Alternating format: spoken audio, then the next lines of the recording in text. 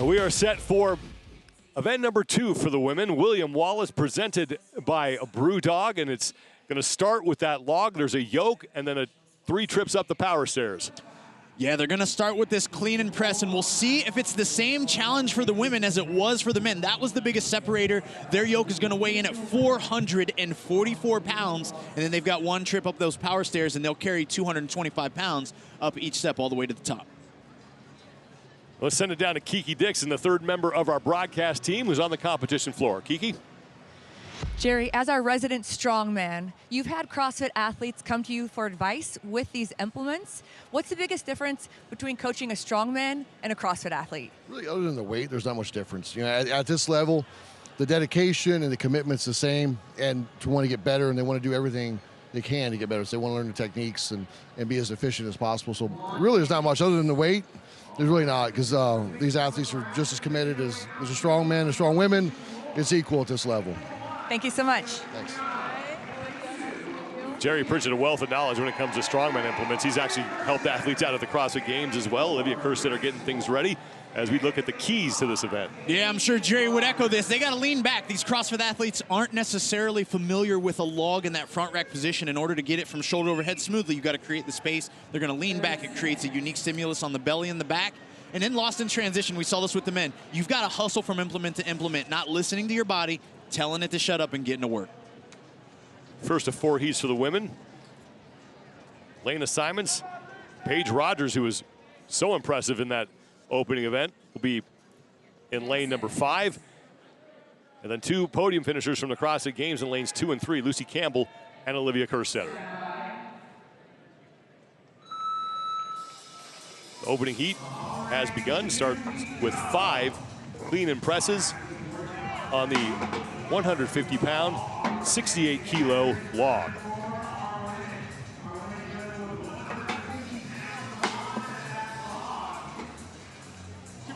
Paige making pretty good work of this. I like her intentionality with jumping that thing over her head. There's a little bit of hesitation there, which tells me she's not as confident as some of the other women. We see Olivia Kerstetter, we see Gracie Walton making quick cycle rate of this log from ground to overhead.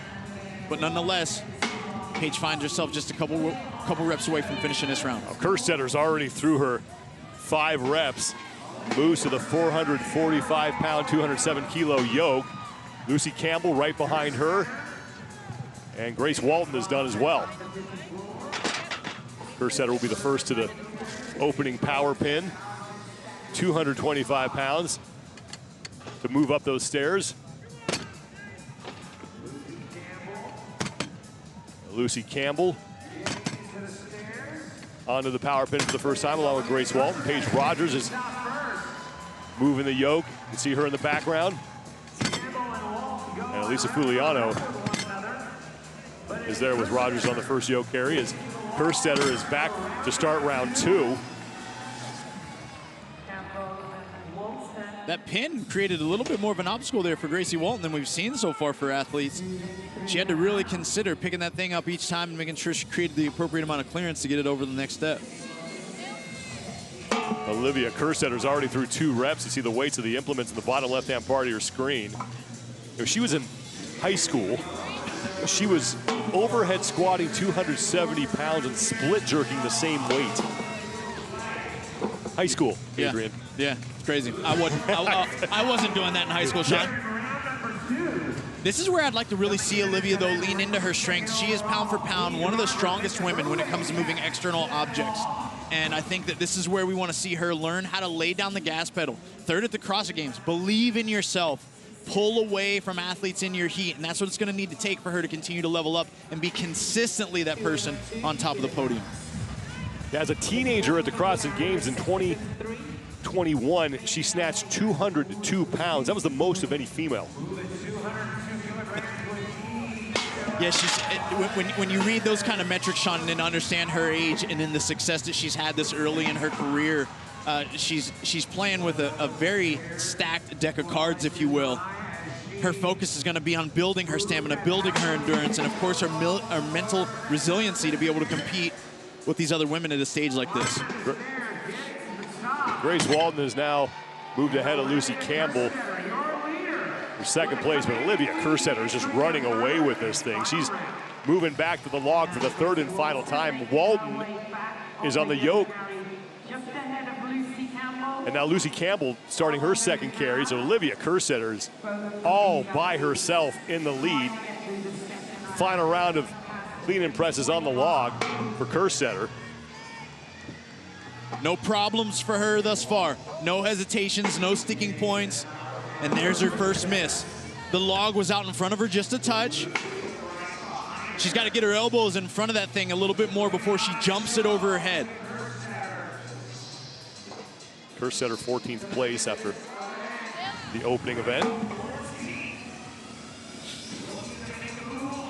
This is where you consider stepping into a split jerk, Sean. It might increase your cycle rate so you don't have to rest as long, but it makes it easier to lock out. 1 foot forward, 1 foot back might be the way to go. Grace Walton is into round 3. And Lucy Campbell picking up the chalk on her way back to the log for the final time.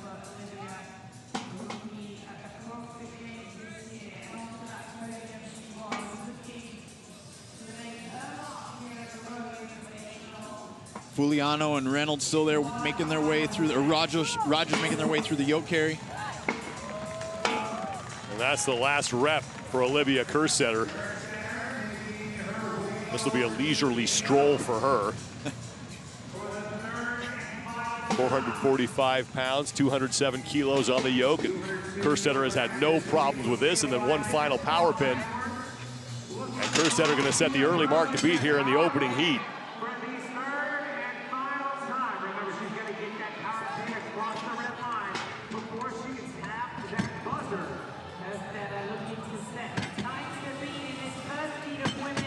Kerstetter getting hung up on that last stair. She's got to get it completely over that red line. She does, makes the touch on the buzzer, and Olivia Kerstetter takes the opening heat.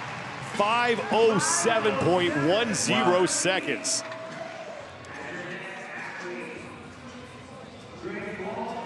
Now Walton to the yoke for the last time. Grace Walton with a smile for William Wallace. She likes being under that 445.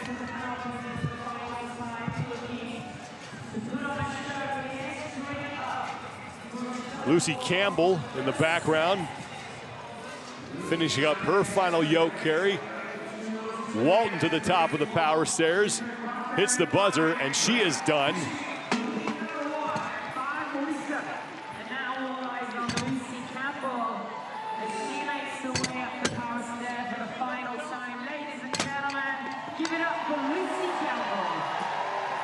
Solid finish there for Lucy Campbell. 6 minutes and change for Campbell. Rogers has 3 reps remaining. I mean, her cycle time hasn't been as fast, but that rep looked just as good as some of her openers. Yeah, it did. It looks, and that makes you question, is it the clean that's creating the hesitancy? Again, from a success perspective, Sean, instead of that muscle clean, which she's using right there at the top of the screen, where when her hips extend, they stay open, so she's using her arms a lot. That's not what we've seen successful today so far. Roman Krennikov did the exact same thing. Got it to his lap, extended his hips, curled it up. That was a little bit better. At least she moved her feet there. But that jump reduces the time under tension. And for us CrossFit athletes, we're more familiar with that sensation like a barbell than just muscling it up. Fuliano and Rogers, the last 2 athletes on the floor, and we're now into the final minute before the time cap.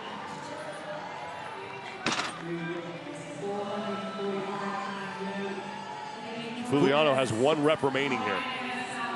Yeah, she's one of the lighter athletes in the field too. So you talk about all this external loading, Sean, from the log to the yoke to the pin. It gets really heavy when you're one of the smaller stature athletes in the field. Rogers is on to the final power pin. Should have enough time to get inside the time cap. Halfway there, 20 seconds remaining. Come on, Aberdeen. There she comes. Fuliano's going to get capped, but Rogers is going to make it. 7:51.30 seconds. Fuliano looking to get credit for that rep. And that'll do it. But Olivia Kerstetter, 5:07.10 seconds. She was 40 seconds better than Walton. And that's how you do it. Third fittest woman on earth. She's flexing it a little bit here at the Rogue Invitational.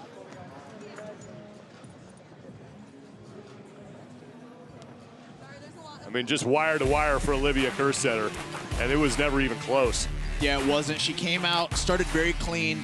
The log really presented not any major issues, Sean, but I want to say even through her execution here, she ran away with this. 40-second separation between her and the next woman in her heat. But she's going to be able to learn. She nicked the lip of the pin, the power on the way up of the power stairs. She missed a rep on the log. Like, those are things she's going to look back on and say, wow, I could have beat these women by a minute. Olivia Kerstetter with the top time. We have 3 heats remaining, and she is with Kiki Dixon. Olivia, congratulations on taking your heat. What did you like most about this event? I like anything heavy, so really all 3 parts were really fun, and I've never done the stairs before, so I guess I'll say that. Now, the last time you were at the Rogue Invitational was as a teenager. How good is it to be back? It's really good. I think when I was here 3 years ago, I was just here for the experience and having fun, and now I'm here to actually compete, so the goal's a little different, and I've grown a lot as an athlete, so I guess a lot has changed. Well, we look forward to seeing you compete all weekend long. Thank you so much. Thank you. Olivia Kerstetter, 5:07.10 seconds, the top mark with 3 heats remaining. We'll take a quick break. When we return, heat number 2 for the women in William Wallace at the 2025 Rogue Invitational.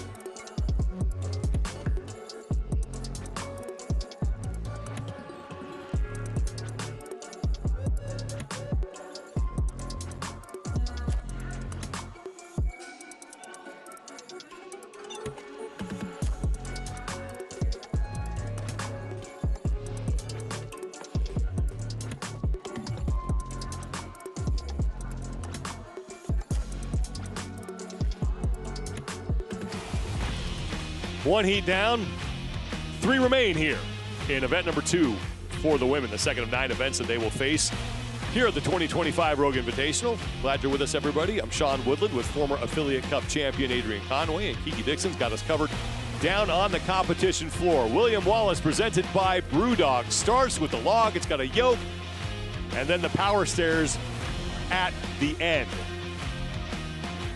Yeah, it's a fun one, Sean. William Wallace, 3 rounds of those 5 log clean and press, which didn't create a problem for Olivia Kerstetter there on that first heat. One thing I will mention, I think the power stairs take a little bit more urgency and intention on the women's side due to the height differential between them and the men. It looked like they had to navigate that final pull to get it over the stair, each rep a little bit more than we saw on the men's side. Well, Danny Spiegel should be an athlete who does very well in this event. 5 women in the second of 4 heats. Spiegel will be in lane 4. Another athlete to keep an eye on here. Lane 3 is Emma Tall. I like Emma Tall. I think last year we saw her at the fraction of her fitness capacity. She's going to be a threat. She started this weekend at 11th. This is an event that I like the way it plays out for her strengths as an athlete. Emma Tall took 11th place in the opening event. First of 3 rounds, 5 reps on the clean and press. Event description, the bottom left-hand part of your screen. No rep early for Paige Semenza.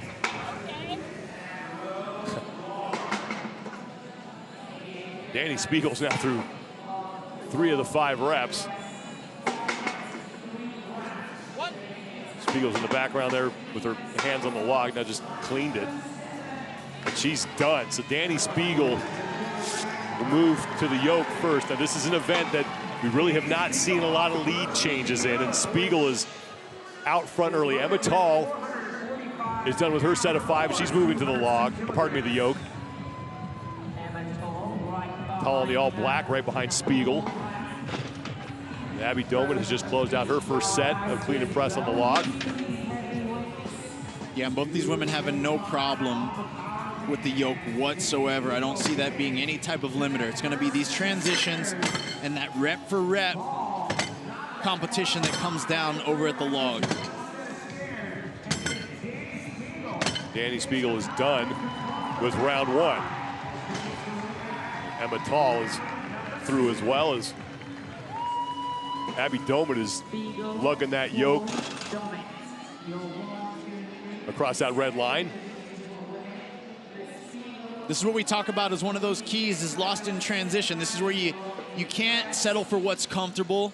No one wants to hustle back to that log for more of those ground overhead. You just don't. But Spiegel was willing to get there quick and get right to work. And Spiegel, like we saw Jason Hopper for the men earlier, keeping her hands on that log. Yep. And just like we saw from Hatfield, we saw from Hopper, we saw some from Sprague, she's treating it just like a power clean off the floor. Yes, it's a bigger apparatus, but she speeds it up as she goes past her knees, jumps it right to her shoulders, and jumps it right overhead. That's the final rep in round 2 for Danny Spiegel. She maintains her lead over Emma Tall, who has 2 reps remaining on the log in round 2. Abby Doman heading the other way as Danny Spiegel heads to the yoke for the 2nd time. Paige Semenza at the bottom of your screen. That's her first carry. Let's talk about keys here to this event. Yeah, the keys, the first one's going to be lean back, and we've seen that play out already, Sean. We've seen the athletes that are having success are leaning back on the log when it comes to shoulder overhead. They create space for the log to travel vertically, and they do great at bracing their abdominals and their erectors in their back. This is a unique position for us. And then lost in transition, it's Spiegel. Look at her even going into a run as she makes her way back to the power stairs to grab a hold of that pin. Danny Spiegel trying to chase down Olivia Kerstetter's top time of 5:07.10 seconds.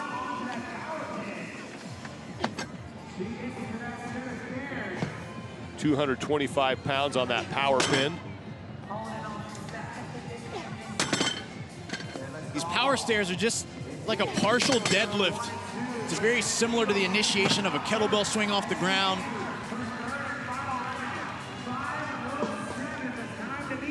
Spiegel into her 3rd and final round. Emma Tall to the top.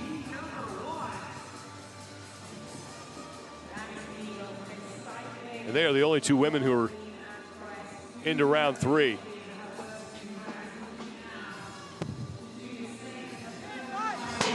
Abby Doman there on the right. Wow. Just finished up her 2nd set of 5 reps on the log. 68 kilos, 150 pounds.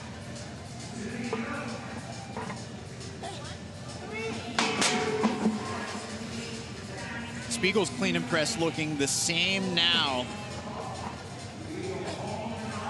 14 reps in as they did in the beginning. That may have been the first time that she actually stepped back. Spiegel's through her 3rd set of 5. And it should be smooth sailing for Danny Spiegel. 5:07.10 seconds. That's the top time from Olivia Kerstetter. Could be in danger here.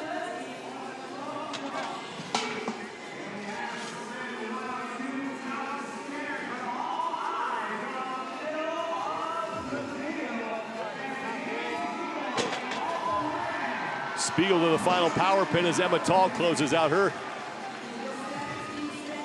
last set of clean and presses. This one's going to be close. Yeah, she's got to go. Looks like she's got it. She doesn't get hung up. Danny Spiegel should have the new top time, and she does. 5:05.23, about a second and a half faster than Kerstetter, and that's where you start to look at the transitions, is what you've been talking about with the keys. If Spiegel doesn't hustle on some of those, she does not have the top time. That's right. Gosh, you can even think back, Sean, to Olivia Kerstetter missing that ground to overhead. Like, she really could have had more separation even there, and it will come into play. But it is those transitions that really matter a ton, and I also think what was able to create a lot of good separation between her and Emma Tull. You hear Spiegel yelling at her every second. They both know and are very aware. Every second does count. Tull is in, 5:45.73 seconds. You just don't go anywhere else, Sean. You don't play any other sports that I'm aware of outside of the CrossFit space. I think we see it in Strongman and Strongwoman too, where they support one another, but you're just rooting for your competition, and it sounds naturally a bit illogical. But that's that power of community that we got here. Yeah, and that's one thing that I think if you just watch CrossFit or if you just watch Strongman, the two similarities between both of those, as you mentioned, is the sense of community. I mean, very tight-knit groups here that do cheer for each other, try to help each other out. It's been cool to be introduced to both of those sports. You know, a little later to Strongman, but it is the same feel. It's bunch of great people just trying to get strong and help each other out in the process. Yeah, I love it. And we see Haley Adams chipping away one rep at a time. Her and Semenza. Semenza's in round 2 right now. Adams has one final yoke carry and then one power pin remaining.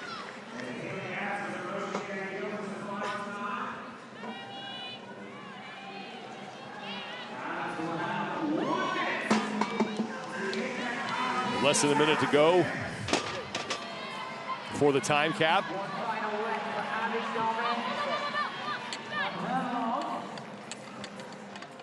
Adams toting that thing up the stairs, 225 pounds.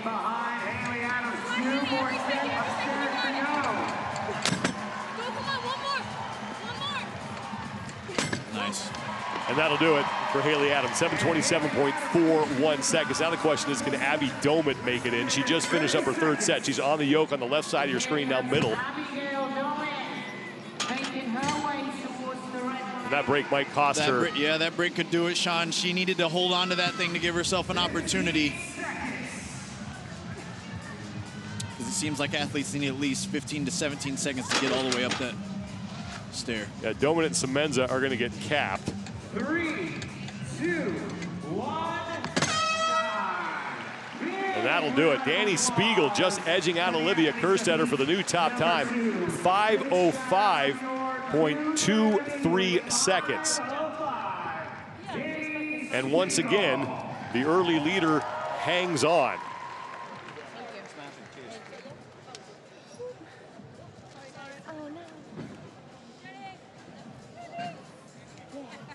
Anytime there's a bunch of heavy stuff out on the floor, you know Danny Spiegel is going to do really well. And she got through those first 5 reps in round 1 extremely fast. And then everything else was just a minor inconvenience. Yeah, she crushed it from the beginning all the way through the end. That was even her final shoulder to overhead there. She had a little bit of a step forward, but did a great job stabilizing it, step forward to save that lift. And then the yoke presented no problem for her throughout all 3 rounds, but it was her consistency and the speed on the log, clean and press, that won her this event so far. Of course, coming in, we got one more heat left, but she's the leader.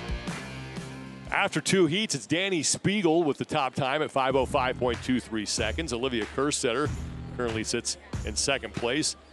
Emma Tull and Lucy Campbell in 3rd and 4th, and Grace Walton right now sits in 5th place. Let's go down to Kiki Dixon, who's with Danny Spiegel. Danny, congratulations on a solid showing with this event. You made it look easy, but what was the most difficult part about linking all 3 of these movements together? I think just going from the log into the yoke, like your back's kind of fried, and then you have to like really focus on bracing. So it's just about executing and kind of like staying focused, which sucks when you're under like so much fatigue. You are a familiar face here at the Rogue Invitational. What do you love about this event? it's just always fun. Like, it doesn't even matter where the leaderboard standings are at the end of the weekend. Like, I always enjoy this competition. It's the one I look forward to every single year. Well, we enjoy having you here. Thanks so much. Thank you. Danny Spiegel, your new event leader with half the field yet to go, but 5:05.23 seconds going to be a tough mark to chase down as we are at the halfway point of event number 2 for the women. We will take a quick break. When we return, Heat 3 of William Wallace as our coverage from Aberdeen, Scotland continues. Stay with us, everybody, here at the 2025 Rogue Invitational.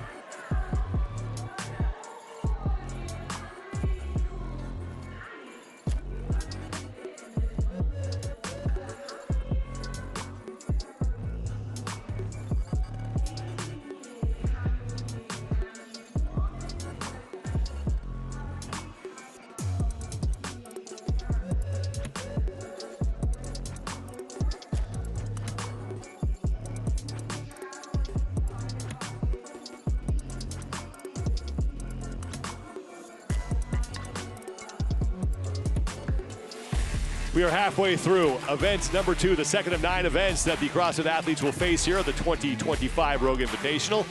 Glad you're with us, everybody. I'm Sean Woodland, alongside former Affiliate Cup champion Adrian Conway, and Kiki Dixon is out on the competition floor as the athletes who will be taking part in Heat 3 of 4 make their way out onto the competition floor. Event number 2 is William Wallace, presented by Brewdog. It starts with the log and it ends on the power stairs, and there's a really heavy yoke in the middle.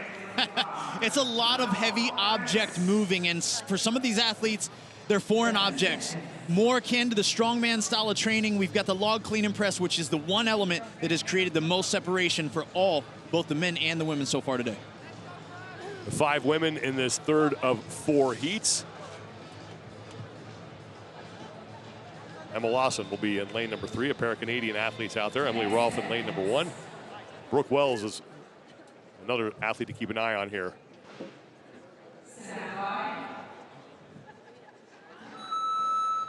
.5:05.23 seconds, that's the top time.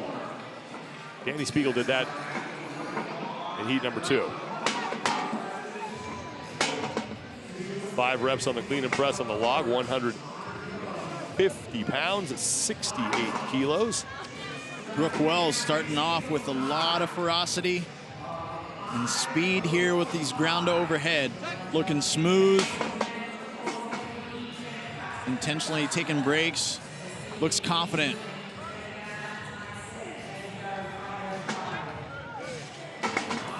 Anganese and Wells done it about the same time, and now Anganese is going to be the first woman to the yoke, but Wells is right there with her, and now Wells is slightly ahead of Anganese on this opening yoke carry, and the two will head to the power pin together for the first time. 225 pounds that they have to take to the top of the stairs.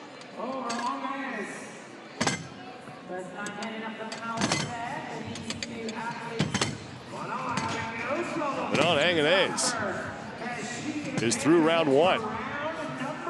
Yeah, looking smooth there. Made no hesitation. What I really like about Anganese is when she got to the power stairs, she put the pin on the stairs immediately. There was no pause. She didn't put it back on the ground. She allowed that first initial pickup to walk with it to reward her and momentum going upward. Emily Rolfe just... getting that log clean. Sorry, Adrian. No, that's my fault. I was just making a comment that Emily Rolfe was just finishing up her ground overhead there from round 1. She and Maddie Sturt towards the back of the pack here in heat 3. Anganese now through 2 of those 5 reps in round 2. There's Rolf, long blue pants, getting her hands on the power pin. Maddie Sturt in the white shirt there with her.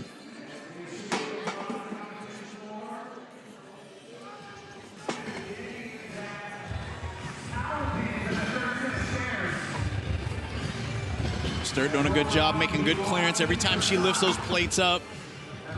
A non-issue for her. She's not going to be in a hurry to make it back to this log.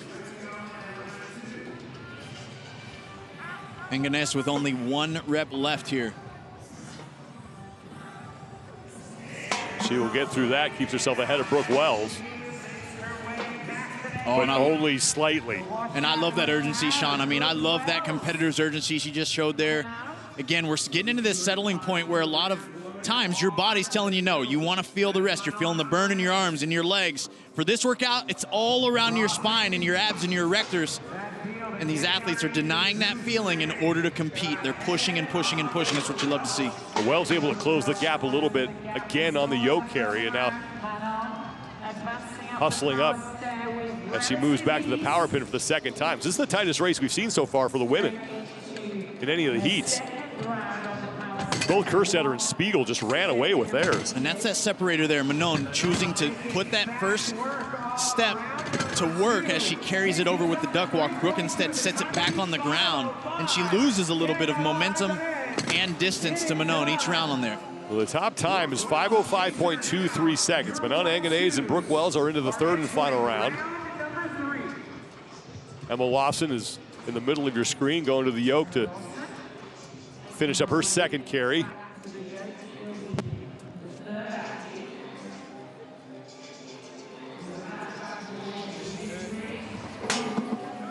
All right, Wells beats Anganese off the ground for the first rep. Manon Anganese is making her 4th appearance here at the Rogue Invitational, and she's been 9th, 10th, and 11th.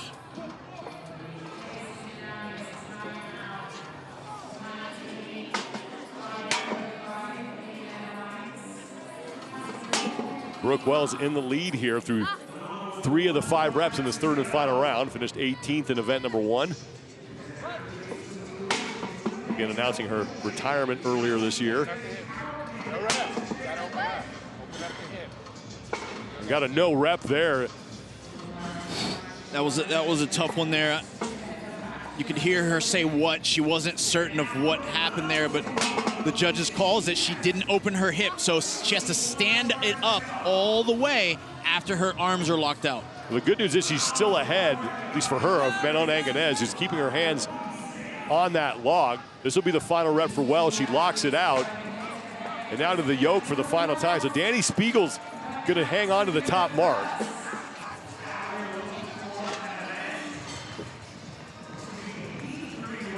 Anganese is done onto the yoke. Wells has been faster on this portion of the event all 3 times. Let's see if Brooke puts down the pin, though. So this pin stack, she'll set it to the ground. And right here, okay, she feels that pressure from Anganese. Anganese is going to put it right on the stairs. Well, now they're even. Anganese is making up some ground here. This is going to be close. Wells gets it across the line, makes the touch. He's going to take the heat, 5:34.83 seconds. Anganese is 2nd behind her, and Danny Spiegel, though, still your event leader at 5:05.23 seconds. Tightest race we have seen so far for the women in any of the heats.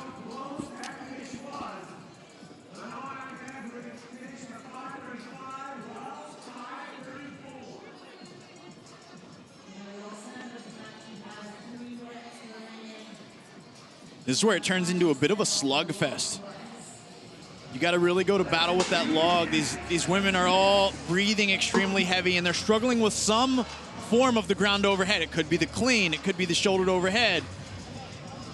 But regardless, they got to continue to stay positive and tell themselves 1 rep at a time, figure it out and troubleshoot whatever mechanics they're struggling with, and get the work done. Emma Lawson in the middle of the screen in the all black has 1 rep remaining. Emily Rolfe with 3 left. All the athletes are in their 3rd and final round. Lawson, Rolfe, and Sturt.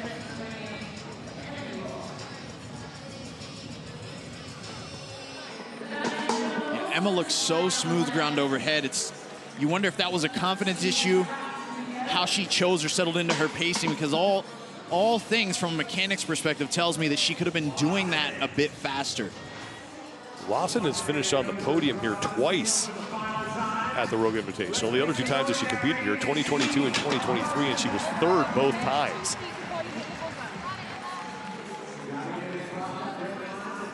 Put it on the stair. Good. Great choice there. Don't have to do extra work by setting it back on the ground. Work smart, not hard. That's right.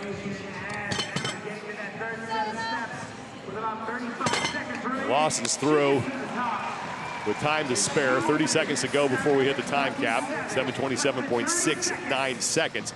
This is the final rep on the log for Rolf, and she's going to have to hurry.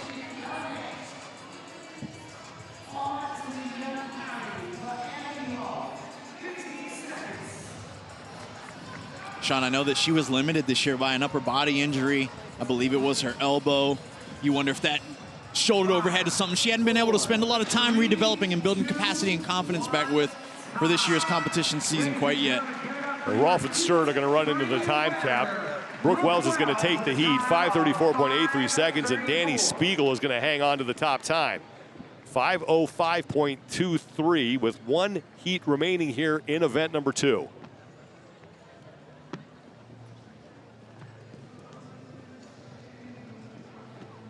For the first time in 3 heats, we had a really good race between Brooke Wells and Manon Anganez, and a no rep on the shoulder to overhead in the final round nearly cost Wells the win here.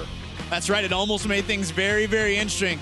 And you see even the moment that she took to communicate, but like a veteran that she is, she recouped very quickly, got right back to work. She found a way to right the wrong by making the next rep count for her. But it was Anganez that started to look like she was going to close this gap completely that Wells had created. But Brooke came through in the end. Heat win for Brooke Wells. But after 3 heats, it's Danny Spiegel and Olivia Kerstetter with your top 2 times. Wells good enough for 3rd place, and Manon Anganez and Emma Tall rounding out the top 5. Send it down to Kiki Dixon, who's with Brooke Wells. Brooke, you won your heat. You're obviously a CrossFit athlete, but we have Strongman implements here today for this particular event. How are you mimicking this in your training back home? I mean, I've done Rogue like a couple years, so I feel like I kind of know that the events are going to be like unique and different and a lot of strongman stuff. So just kind of like trying to find stuff in the gym that's like similar to this, but I don't have like a ton of equipment like this, so just kind of training what I know and hoping for the best. You're on your retirement tour. How does that affect your mentality or the way you approach an event this year? I know that I don't have very many events left, so I'm really just trying to have fun and make like little memories and moments throughout the weekend that I'll remember forever. I know like the leaderboard may seem important in the moment, but I never even remember what places I got like years ago, so that's not what's important to me. It's just kind of having fun with the athletes in the back and my coaches and the community and just making the most of the last few times. Thank you so much, Brooke. Thank you. Brooke Wells with a heat win, 3rd best time in the event so far with 1 heat remaining, and we are set for that 4th and final heat here in event number 2, the second of 9 total events that these athletes will face across the weekend. Your overall standings coming in, Danielle Brandon is on top of the overall leaderboard after picking up her 3rd career event win with 100 points. Paige Rogers was sitting in 2nd place, but that will most likely change here after Rogers' performance here in event number 2. Ariel Lawson and Alex Gazan, your top 5 athletes. Laura Horvath, your 2-time champion, 7th place overall, looking to move up and challenge Brandon for that top spot. Now, it is still early, but obviously Horvath would love to be on top of the leaderboard heading into the final event of the day. What's at stake here as we head into this final heat? Well, what's at stake is for these athletes that you just hit on, Sean. Danielle Brandon has an opportunity to try to bank points going into this workout, and I think that's going to be important knowing that we've got things like the tax collector coming up later today with a movement notoriously she struggles with in that back squat. So that's got to be her focus. And for Laura Horvath and for those athletes that are sitting right there in that mid-pack, that 7 to 10, that 7 to 15 range, don't panic. Simply take care of what you need to take care of right here and right now and navigate these 3 strongman odd objects that are looming here for William Wallace. Brooke Wells won heat 3, and now the 5 final athletes on the floor for the 4th heat in event number 2. Ariel Lowen getting that log set up. Lena Simons, Laura Horvath will be in lane number 3, and Danielle Brandon right next to her in lane number 2.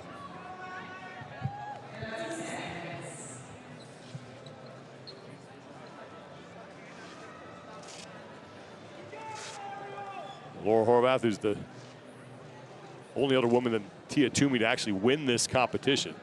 Toomey's won it 4 times, Horvath's won it twice. Danielle Brandon got herself off to a great start, looking to continue that momentum here in event 2.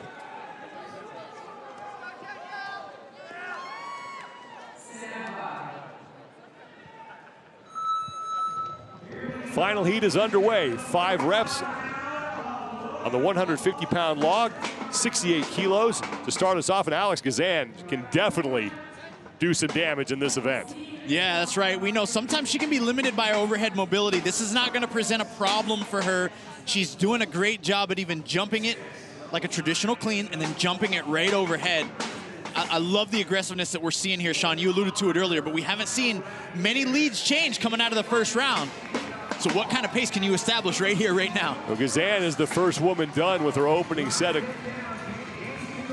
clean and press on that log, and right to work on the yoke. 445 pounds, 207 kilos, and that was no problem for Gazan. And now Lowen, Raptis, Horvath, and Brandon on the yoke. So probably the tightest heat we've seen so far through round 1. Yeah, just out to a blistering pace. These athletes all doing a great job at lifting it to the first stair right out of the gate, which is why we haven't seen anyone set it down. Brandon sets it down on the ground there. Alex Gazan kind of got hung up on those stairs, and now Laura Horvath is right on her heels along with Ariel Lowen. Danielle Brandon gets that over the red line and currently bringing up the rear here in heat 4. 5:05.23 seconds. That's the time to beat from Danny Spiegel. Alex Gazan continues to lead here through her first of 5 reps in round 2.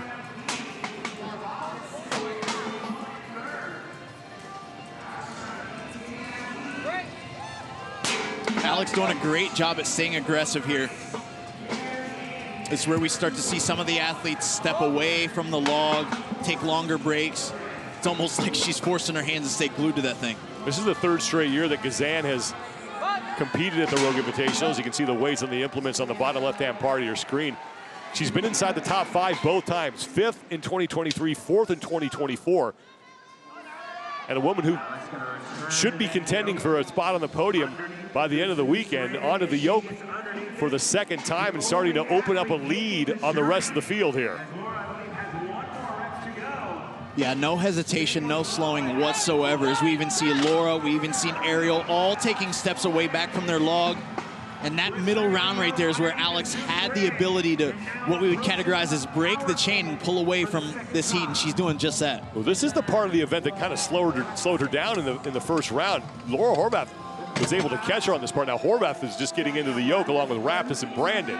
Ariel Lowen has moved into 2nd place. She's in the white top heading back to the power stairs. Well, and I'll tell you, Sean, this is one of those apparatus that they don't necessarily have a ton of access to in the back, so I'm sure they mimic it with things that they can do to get prepared, but you almost have to feel it out from a skill perspective. It looks like she has figured it out on that round.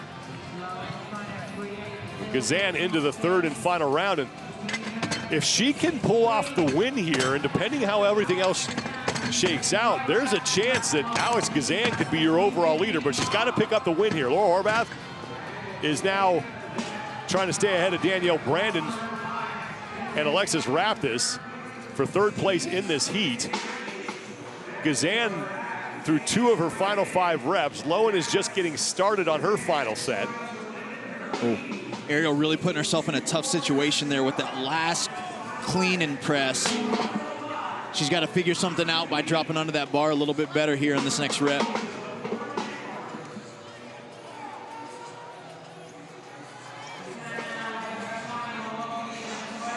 Final rep here for Gazan in round 3, and she has a really good shot at chasing down Danny Spiegel. It's got a minute to go here before Spiegel's time hits. Top 4 times in this event, bottom left-hand part of your screen. 2 seconds just separating Spiegel from Kerstetter.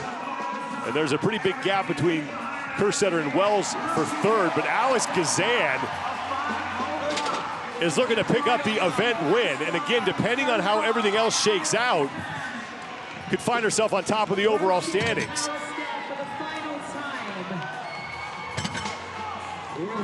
Alex Gazan, welcome back to competition.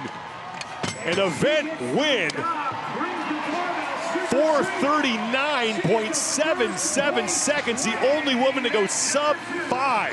Wow. Danielle Brandon, meanwhile, is in second place. Now, this is big for her because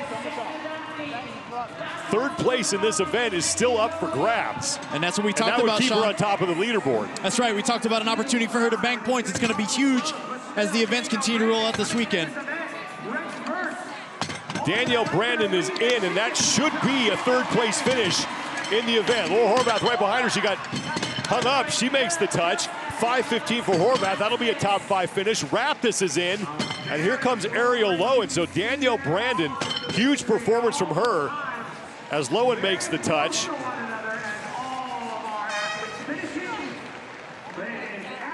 But Alex Gazan could move into the top 3. Danielle Brandon with that third place finish unofficially, or make it fourth place. It's going to be tight between her and Brandon, or pardon me, her and Gazan. Not much is going to be separating those two. Well, Alex Gazan in a tightly packed heat led from wire to wire. And don't worry, folks, that pain face that she wore right there, she earned it, and it paid off. She was smooth and she was fast on that log clean and press. The yoke was not any fractional amount of work for her. There was no hesitation and a tremendous amount of speed. We were worried about the power stairs. Would they be a problem for her? But she figured them out into round 2 and got faster and faster, round by round, on these power stairs all the way through an Event 2 victory. William Wallace. Did we rename it Alex Gazan? 4:39.77 seconds, third career event win at the Rogue Invitational for Gazan. Danielle Brandon is going to finish 4th. The two of them, Brandon and Gazan, heading into event 3, might only be separated by 5 points in the overall standings. Danny Spiegel and Kerstetter, they're going to move up the standings, and Laura Horvath finishes in 5th place. Let's send it down to Kiki Dixon, who is with your event winner, Alex Gazan.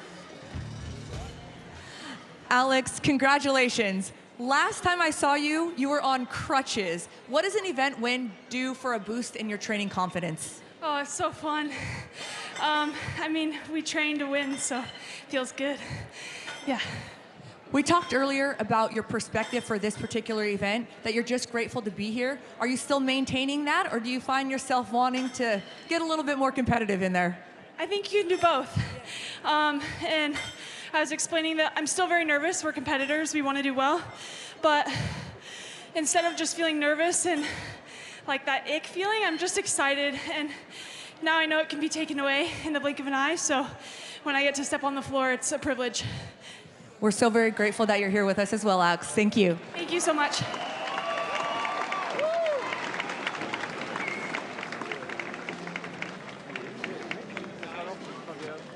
Alex Gazan, third career event win and her first competition since a car accident in June, and is pushing for the top spot in the overall standings as we head into the third and final event of the day.